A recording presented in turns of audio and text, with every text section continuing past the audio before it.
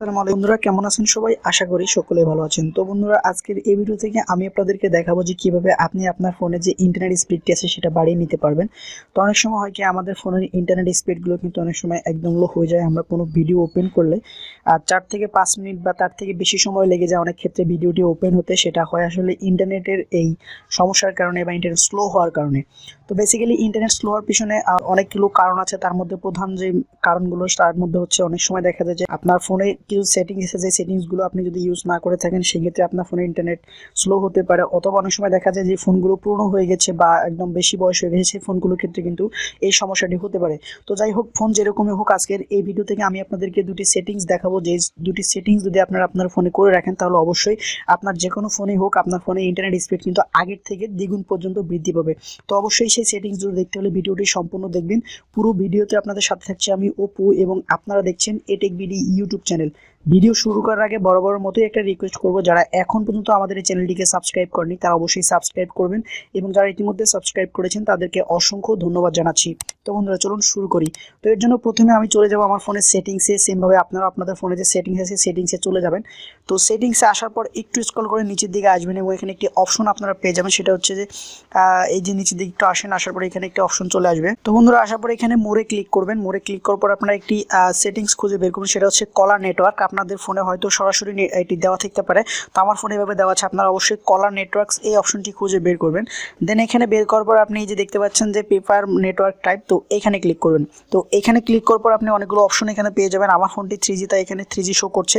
তো যাদের ফোনটি আসলে 4G তারা অবশ্যই এখানে উপরে দেখতে পাবেন যে late 2G 3G and 4G auto renewal নামে একটি অপশন থাকবে।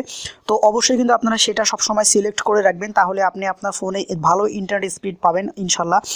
এবং আপনাদের ফোনে যদি আরও বেশি অপশন থেকে থাকে বা অনেক সময় দেখা যায় ইন্টারনেট স্পিড কম থাকে, সেক্ষেত্রে আপনি কিন্তু নিচের অপশনগুলো 3G অনলি 2G অনলি এগুলো করে রাখতে পারেন।